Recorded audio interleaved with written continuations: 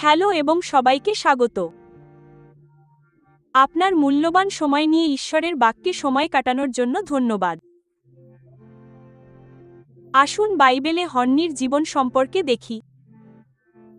আমরা 1 শমূয়েল 1 এবং 2 অধ্যায়ে তার জীবন দেখতে পাই। আর আসুন দেখি আমরা তার কাছ থেকে কি শিখতে পারি।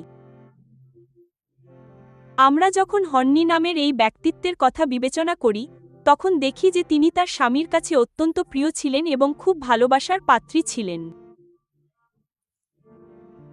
সুতরাং তার জীবনের কিছু দিক বেশ ভালোভাবেই চলছিল। কিন্তু একই সাথে শাস্ত্র আমাদের বলে যে তিনি গভীর দুঃখ বহন করছিলেন। 1 শমূয়েল 1 অধ্যায়ের 7 পদে আমরা তা পড়ি এবং দেখি যে তার দুঃখ এত গভীর ছিল যে তা তাকে এমনভাবে প্রভাবিত করেছিল যে তিনি খাওয়া দাওয়াও করতে পারছিলেন না।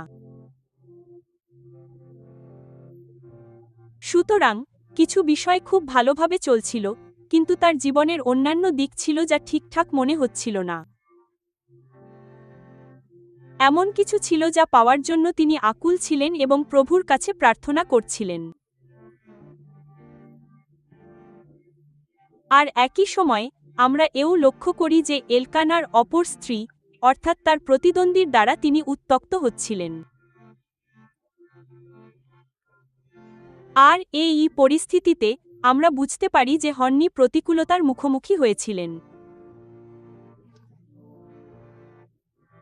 আমাদের ক্ষেত্রেও জীবনের যাত্রাপথে এমন কিছু দিক থাকতে পারে যা মসৃণভাবে চলে এবং প্রায় নিখুঁত মনে হয়।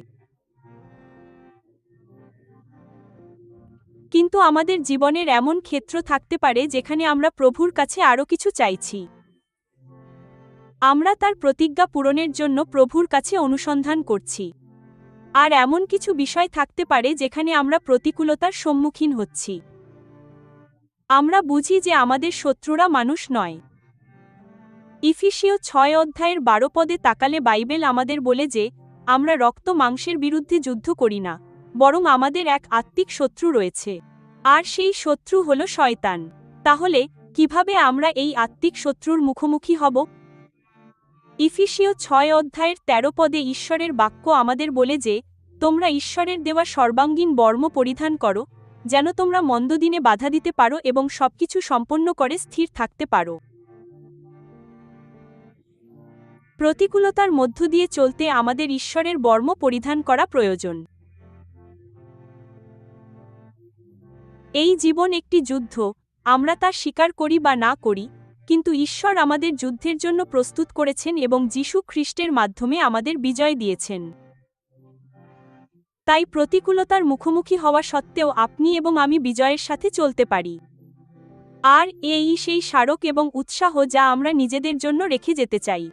ঈশ্বর আমাদের সাথে আছেন, ঈশ্বর আমাদের পক্ষে আছেন, তিনি আমাদের আগে আগে চলেন। সম্পূর্ণ বর্ম পরিধান করো এবং বিজয়ের দিকে এগিয়ে চলো। আসুন আমরা একসাথে প্রার্থনা করি। স্বর্গীয় পিতা, প্রতিটি যুদ্ধে আপনি আমাদের সাথে আছেন, এই বিষয়টি মনে করিয়ে দেওয়ার জন্য আমরা আপনাকে ধন্যবাদ জানাই। আর ক্রুশের পূর্ণ কাজের কারণে আমরা বিজয়ী হয়ে পথ চলতে পারি। আমরা যেন কখনো ভুলে না যাই যে আমাদের জয়ী হওয়ার জন্যই ডাকা হয়েছে, তাতে আমাদের সাহায্য করুন। আমরা আপনাকে ধন্যবাদ জানাই। যিশুর নামে আমরা প্রার্থনা করি। আমেন। লিভিং সুপারন্যাচারালির সাথে থাকার জন্য আপনাকে ধন্যবাদ।